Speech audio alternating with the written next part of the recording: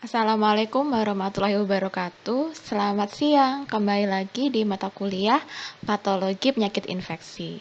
Nah, pada siang hari ini kita akan belajar tentang materi terakhir pada perkuliahan di semester genap ini, yaitu tentang konsep patologi pada penyakit yang lagi ngehits ya, lagi epic nih sekarang, yaitu COVID-19. Nah, jadi COVID-19 itu berasal dari kata-kata coronavirus pada tahun 2019. Jadi sebenarnya apa sih coronavirus? Jadi coronavirus ini merupakan keluarga besar virus yang menyebabkan penyakit, mulai dari gejalanya yang ringan sampai yang ke gejala yang berat. Nah, ada setidaknya itu 2 jenis coronavirus yang kita ketahui ini menyebabkan gejala berat yang sudah ada di masa lampau, yaitu Middle East Respiratory Syndrome atau MERS dan Severe Acute Respiratory Syndrome atau SARS. Untuk materi MERS dan SARS nanti akan saya jelaskan di video yang lainnya. Nah, coronavirus disease atau COVID-19 ini adalah jenis penyakit baru yang belum pernah diidentifikasi sebelumnya pada manusia. Nah, tetapi dia juga termasuk dalam golongan coronavirus yang pernah diketahui menyebabkan gejala yang berat.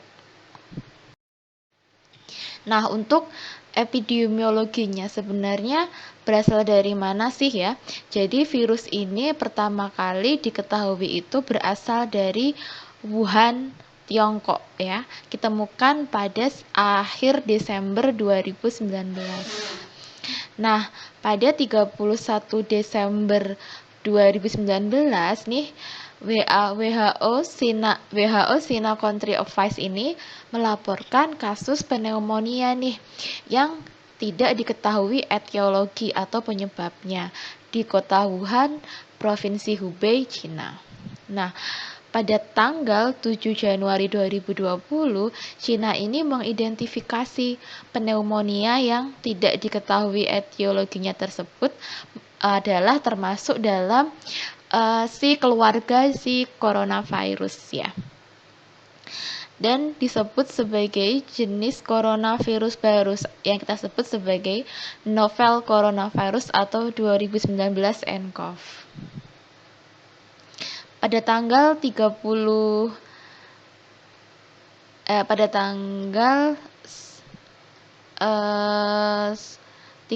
Januari 2020 dan 2021, WHO ini telah menetapkan sebagai kedaruratan emergensi ya.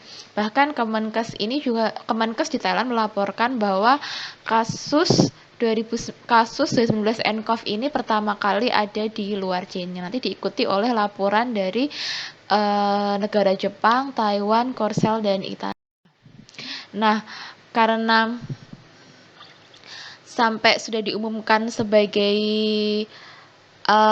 Public Health Emergency of International Concern atau KKMD atau PHEIC atau kedaruratan kesehatan masyarakat yang meresahkan dunia. Ini pertama kali diproklamasikan pada 31 Januari 2012. Kenapa seperti itu? Karena jumlah kasus COVID-19 ini meningkat dan sudah terjadi penyebaran di antar negara sampai 9.826 kasus. Makanya terus WHO menetapkan emergency public health of international concern. Nah, pada 11 Februari 2020, WHO ini mengumumkan nama baru untuk penyakit yang disebabkan oleh virus corona yang baru ini, yaitu COVID-19. Jadi dengan nama virusnya adalah Severe Acute Respiratory Syndrome Coronavirus 2 atau SARS-CoV-2, dengan nama penyakitnya adalah Coronavirus Disease 2019 atau COVID-19. Nah, sedangkan penyakit COVID ini menyebar di Indonesia pertama kali dideteksi pada tanggal 2 Maret 2020, di mana pasien konfirmasi COVID-19 ini berawal dari suatu acara di Jakarta, di mana pasien ini kontak dengan seorang warga negara asing atau WNA asal Jepang yang tinggal di Malaysia. Setelah pertemuan tersebut, pasien ini mengeluh demam, batuk, dan sesak nafas.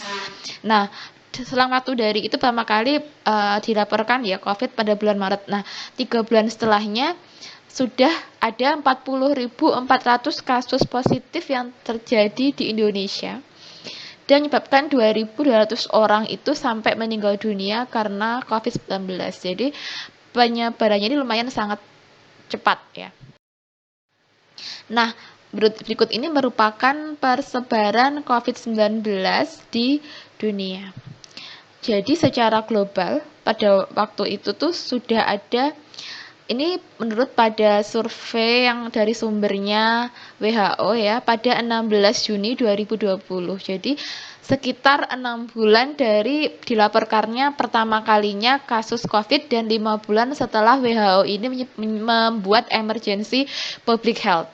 Nah, secara global persebaran COVID ini sudah mencapai 7 juta orang yang terkena dan menyebabkan 400.000 lebih orang meninggal dunia. Nah, pada bulan Juni 2020 ini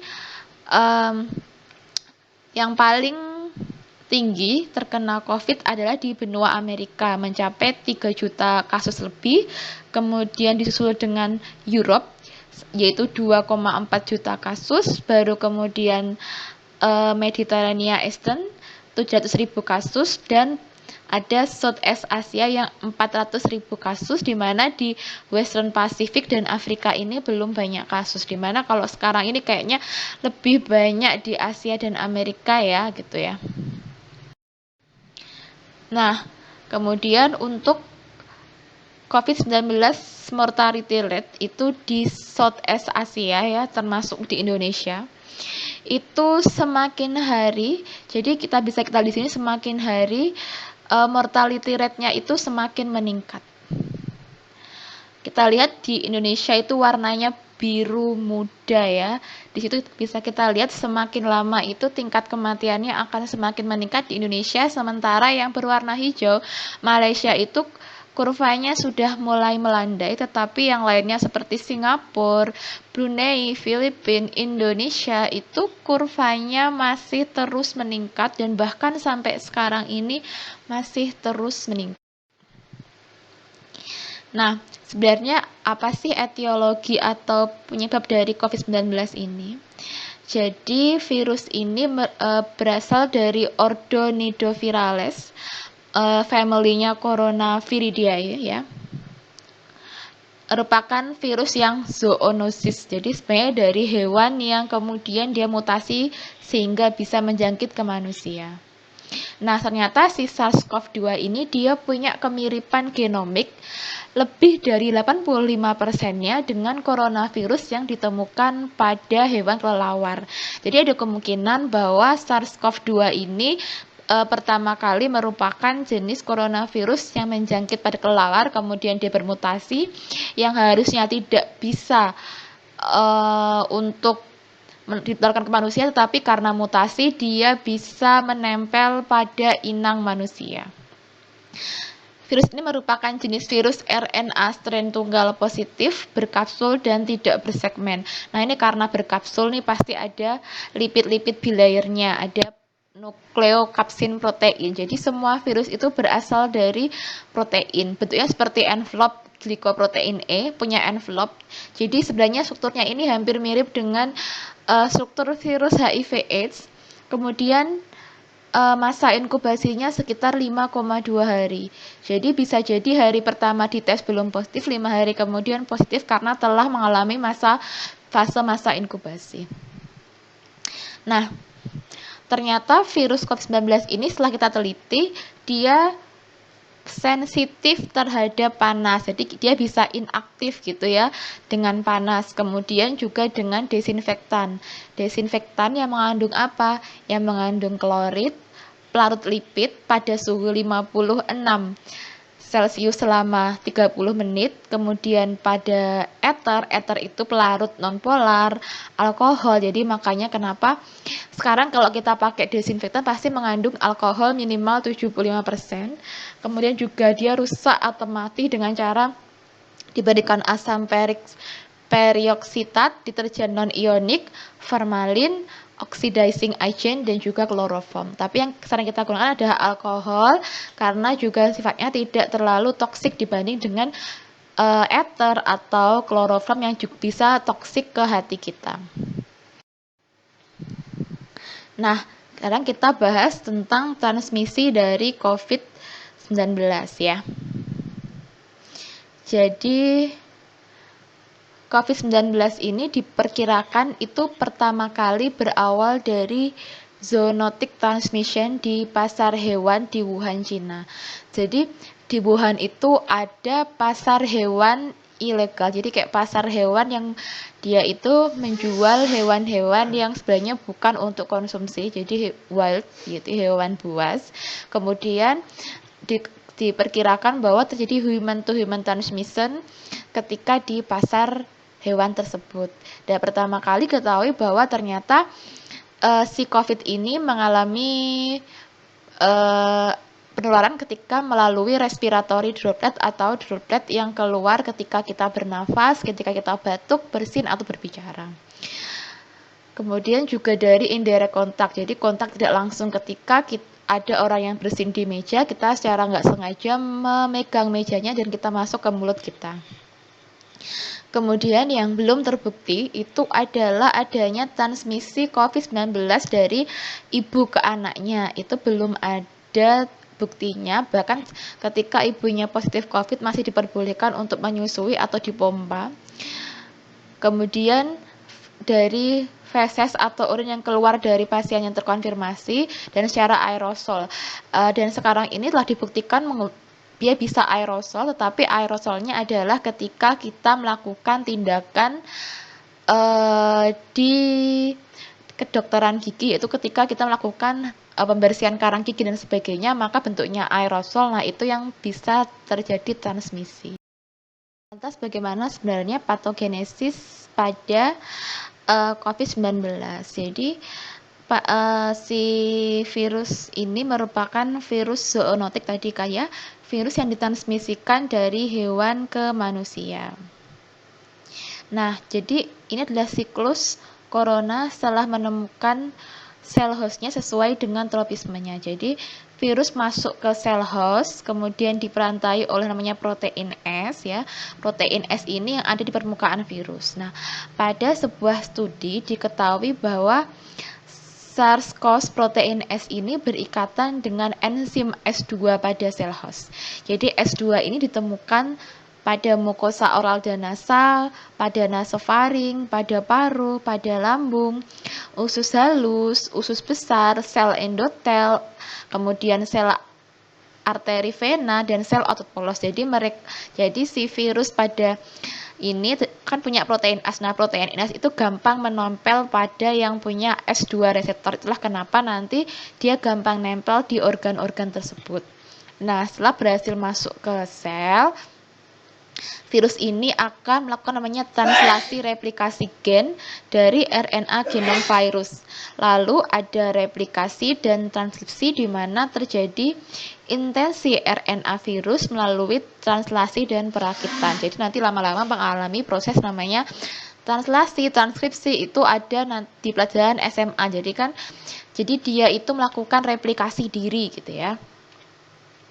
Kemudian virus yang telah berhasil masuk ke proses translasi, dia ikut ke sel kita, jadi ikut melakukan replikasi di sel-sel yang telah terjangkit. Jadi kan kalau sel itu kan setiap ini kan membelah ya. Nah, ketika dia membelah, ketika ada virusnya, jadi dia akan ikut bereplikasi, akhirnya memperbanyak diri sehingga ada banyak sel-sel baru yang terreplikasi oleh virus ini.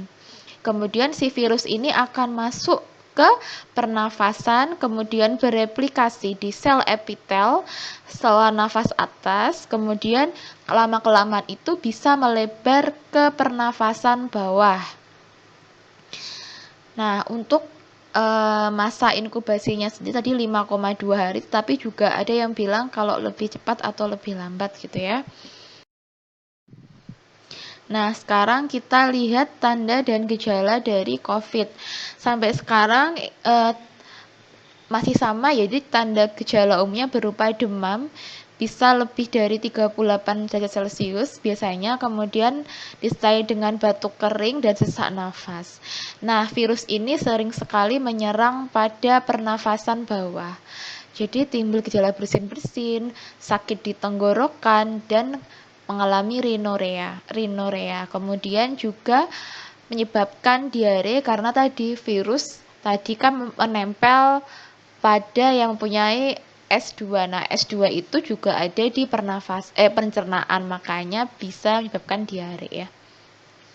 Kemudian kalau sudah parah nih, maka terjadi yang berhubungan dengan respiratory disorder tadi ya, jadi bisa jadi pneumonia, kemudian juga mengalami ARDS atau acute respiratory distress syndrome. Jadi nanti kadar O2-nya akan semakin turun, kemudian juga akan menyebabkan kondisi yang sistemik, jadi di luar pernafasan tadi kan, seperti demam, batuk, pusing, kemudian juga terjadi cardiac injury itu kalau sudah parah ya, acute cardiac injury, kemudian hiposemia itu karena tadi kan dia menyerang pernafasan bagian bawah sehingga nanti kadar O2 dalam darahnya bisa sampai kurang dari 90 bahkan sampai 80%. Nah, untuk indikator screening awal pada pasien yang mengalami COVID-19 atau diduga terkena itu menggunakan namanya COVID-19 Early Warning Score atau COVID-19 EWS.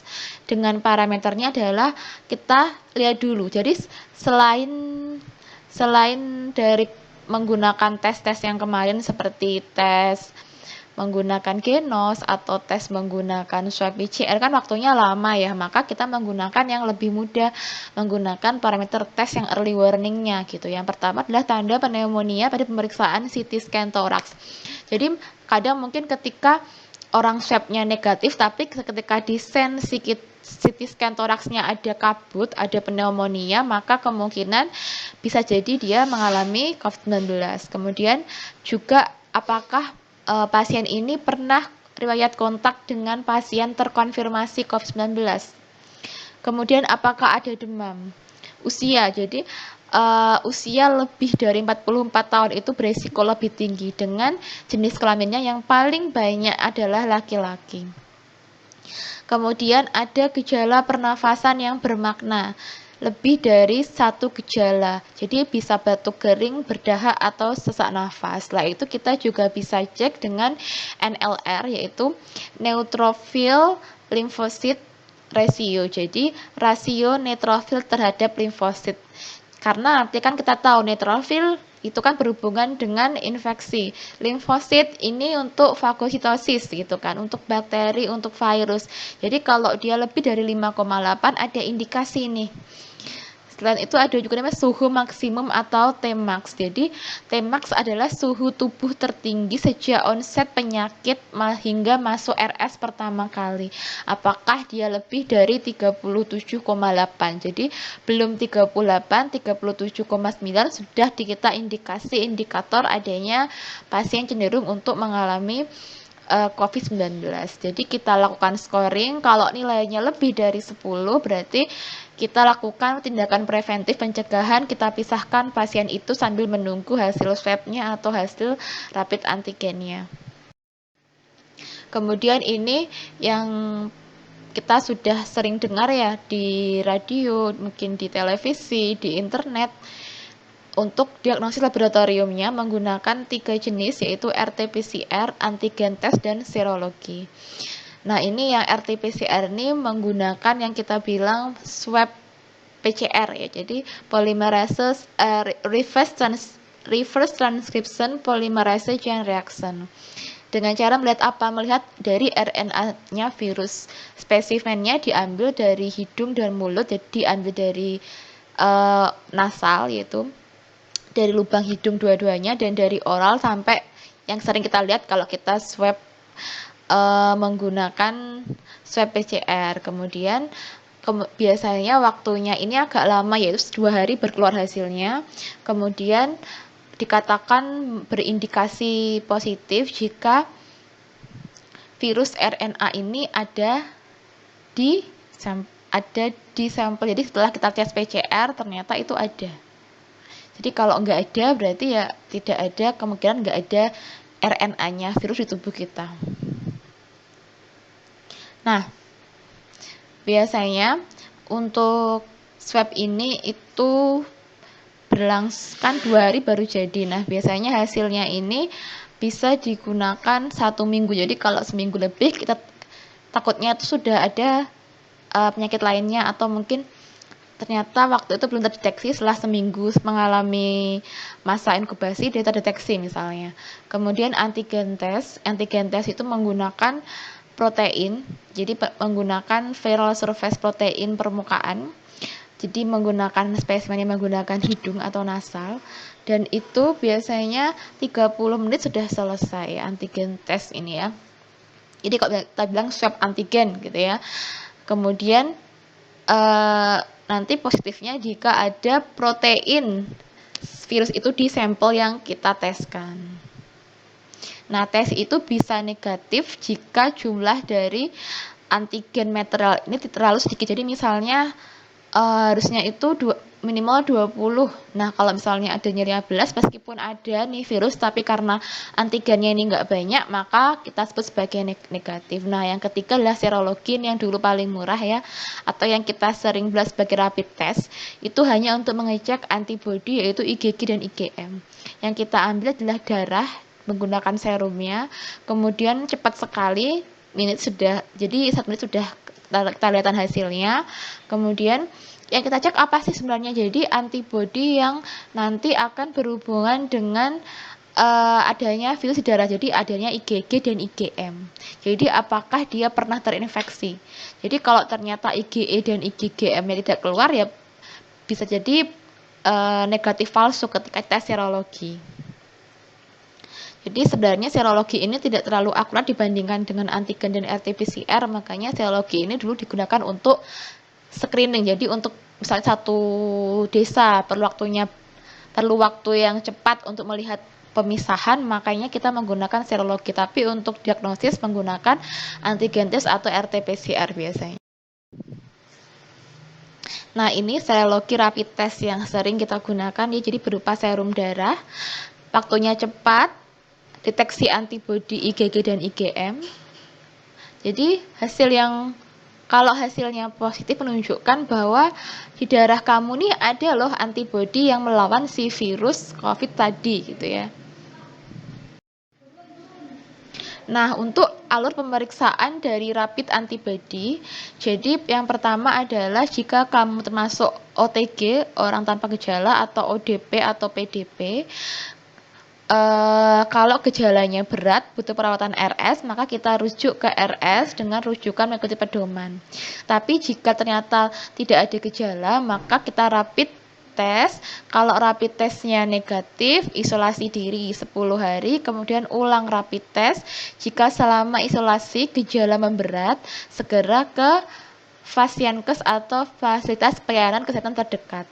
Kita rapid test ulang. Kalau negatif, bukan COVID nih, tapi kalau positif dari rapid test kita lanjutkan untuk menggunakan PCR atau menggunakan swab ya. Kemudian kalau hasilnya positif, maka termasuk konfirmasi COVID.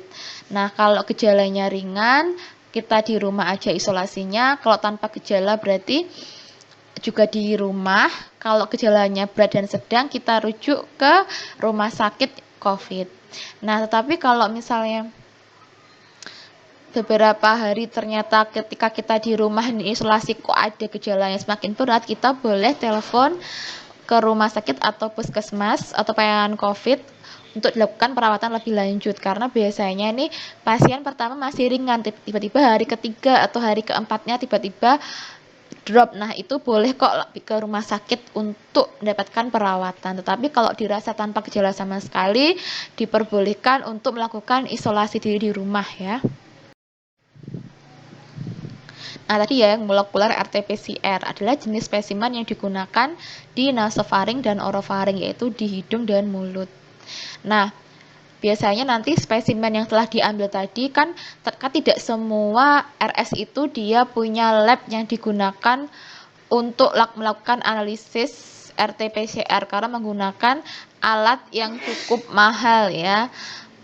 Jadi tidak semuanya lab punya, jadi biasanya disimpan dulu di suhu 4 derajat Celcius. Jika hasil tesnya positif, tesnya diulangi lagi, takutnya ada kesalahan atau seperti apa.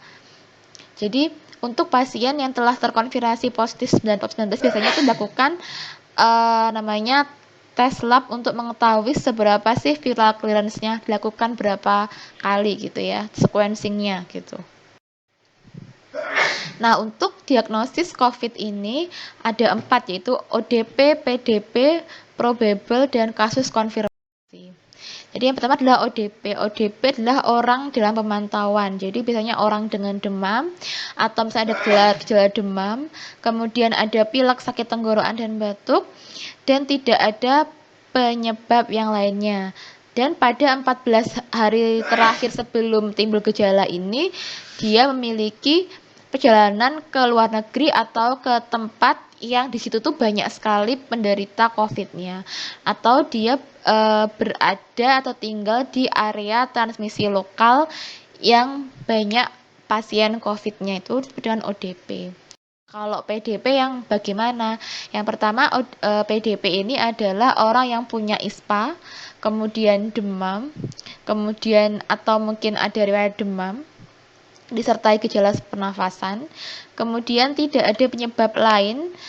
Kemudian dalam 14 hari terakhir ini sebelum timbul gejala itu, mereka ini pernah kontak dengan kasus konfirmasi atau probable COVID-19, tinggal di luar negeri yang ada transmisi lokalnya atau di area transmisi lokal di Indonesia.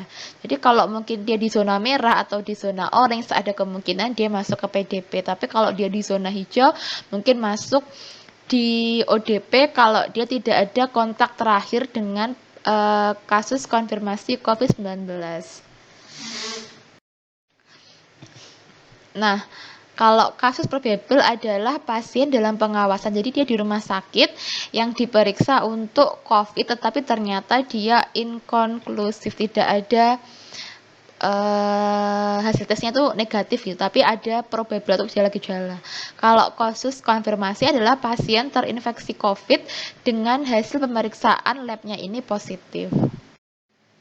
Nah, untuk manifestasinya, kenapa sih kita tuh tidak boleh meremehkan si COVID ini? Karena manifestasi klinis yang sering sekali menyebabkan kematian itu ada 5, yaitu yang pertama adalah pneumonia ringan. Kalau yang masih yang ringan ya oke, mungkin paru-parunya masih bisa reversible, masih bisa kembali seperti semula dengan perawatan gitu ya. Tapi kalau sudah pneumonia berat, nanti meskipun sembuh pun itu bisa jadi kemungkinannya masih ada jaringan-jaringan parut yang tersisa di situ gitu ya. Nah, yang ketiga adalah acute respiratory disease syndrome. Jadi sindrom respiratory distress akut ini juga bahaya gitu ya. Yang keempat adalah sepsis. Jadi ketika malah sistem imun kita ini terlalu over bekerjanya, jadi dia mengeluarkan banyak sekali interleukin, TNF-alpha, kemudian limfositnya ini keluar banyak, jadi malah tubuhnya ini sepsis panas gara-gara hiperaktifnya ini dari sistem imun kita. Yang kelima adalah jadi kalau sepsis ini, kalau sampai shock sepsis ini pasiennya bisa koma tuh ya, sampai meninggal dunia. Ini yang paling berat. Nah, bagaimana sih tata laksana pada pasien COVID? Yang pertama adalah terapi suportif dini dan pemantauan. Menggunakan apa? Suplementasi O2 jika pasiennya ISPA berat dan mengalami distress pernapasan, hipoksemia atau mengalami shock. Kemudian manajemen cairan kayak konservatif, biasanya dengan pasien yang kena ISPA. Kita bisa berikan antibodi empirik kalau dia ada etiologi yang berhubungan dengan mengalami misalnya penyakit-penyakit yang berhubungan dengan antibodi. Kemudian tidak boleh memberikan namanya kortikosteroid ini secara rutin pada pasien pneumonia karena akan menyebabkan peningkatan viral load-nya. Kemudian jika pasiennya semakin buruk, bisa gagal nafas atau sepsis, pantauannya kita pantau dengan ketat dan jika dibutuhkan lakukan perawatan secara suportif. Nah, kalau pasiennya punya komorbid, kita lakukan pengobatan sesuai dengan komorbidnya. Kemudian lakukan terapi suportif pada pasien yang dengan kondisi hamil. Nah, bagaimana sih cara mencegah penyebaran dari COVID ini? Yang pertama dari rekomendasi WHO adalah lakukan physical distancing ya, jaga jarak dengan orang lain, rutin mencuci tangan dengan sabun atau hand sanitizer, hindari kontak secara langsung dengan hewan atau siapapun yang punya gejala penyakit pernafasan seperti batuk dan bersin. Terapkan etika batuk dan bersin yang benar. Kita perlu aplikasikan perilaku hygiene sanitasi yang baik dan benar dan untuk dalam rangka pencegahan dan pengendalian dari si infeksi. Nah, individu yang kalau orang yang mungkin kena penyakit autoimun atau imunnya itu rendah, pada pasien-pasien DM, pasien kanker, kemudian pasien autoimun itu dianjurkan untuk menghindari keramaian. Kemudian yang terakhir yang tidak kalah pentingnya adalah lakukan olahraga secara teratur dan jangan lupa memakai masker, utamakan masker yang medis ya.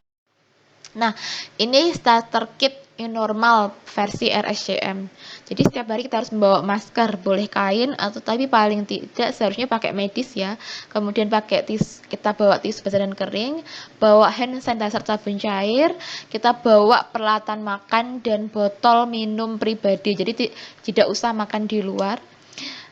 Bawa perlengkapan ibadah supaya tidak berganti dengan orang lain, kemudian gunakan helm pribadi jika menggunakan ojek online, dan jangan lupa untuk jaga jarak, ganti baju dan mandi setelah bepergian, dan jalankan pola hidup sehat dan bersih. Nah, jadi kan untuk mencegah penyebaran itu kita dianjurkan untuk memakai masker. Nah, ini merupakan cara memakai masker yang tepat ya. Jadi masker yang tepat itu jadi semuanya. Jadi kita lindungi mulai dari seluruh hidung dan mulut. Kemudian kalau maskernya itu sampai di bawah dagu kita dan kalau di atas itu sampai di atas hidung kita dan kita sampai nggak ada gap nih antara masker dengan muka kita. Nah, kalau kita habis buka masker, jangan lupa kita cuci tangan setelah membuka masker karena di maskernya kan ada banyak bakterinya. Nah, yang sering-sering sekali ini orang yang salah adalah tidak mengcover bagian dagunya, jadi cuma separuhnya nih, atau hidungnya ini nggak ditutup gitu, atau hidungnya ditutup tetapi hanya bagian hidung yang bawah tapi yang atas nih nggak sampai gitu, atau ternyata yang ketiga adalah terlalu longgar jadi masih ada rongga atau jarak dan atau sering banget ditempel. Terus yang terakhir adalah sering sekali dibuka maskernya, itu juga tidak boleh. Nah, kenapa sih kita perlu lakukan physical distancing? Jadi berdasarkan dari Julius Marcus Harvard and Eleanor Murray Boston University. Jadi yang paling beresiko rendah itu adalah ketika kita berada di rumah. Jadi tetaplah di rumah, stay at home as much as possible. Try to allow only people you live within into your room. Jadi kalau mau buka masker ya hanya kepada orang yang satu rumah sama kita. Cuci tangan dan ketika kamu sakit di rumahlah dan isolasi sendiri dari orang-orang di rumah. Kemudian yang beresiko sedang itu adalah aktivitas di luar rumah. Nah, kalau kita lakukan seperti sepeda atau jalan-jalan pagi itu jangan lupa memakai masker. Kemudian jangan lupa itu tetap jaga jarak dengan orang lain. Jangan lupa cuci tangan dan jangan menyentuh area muka. Kemudian berhati-hatilah atau hindari ketika kita berada di tempat yang kita bisa terkena percikan dahak dari orang lain. Kemudian yang high risk-nya adalah outdoor gathering. Jadi kalau kita di luar tapi banyak orang, misalnya kita ke taman banyak orang, kita makan makanan di luar banyak orang, itu masuk pada high risk. Jadi jangan lupa untuk tetap mencuci tangan dan jangan sentuh muka, kemudian selalu pakai masker dan jangan melakukan share food. Jadi jangan makan bersama, jangan main bersama. Kemudian kurangilah untuk berkumpul dengan banyak orang. Yang high risk adalah kita gathering nih, tapi di dalam ruangan itu lebih berbahaya dibandingkan kita gathering di luar ruangan.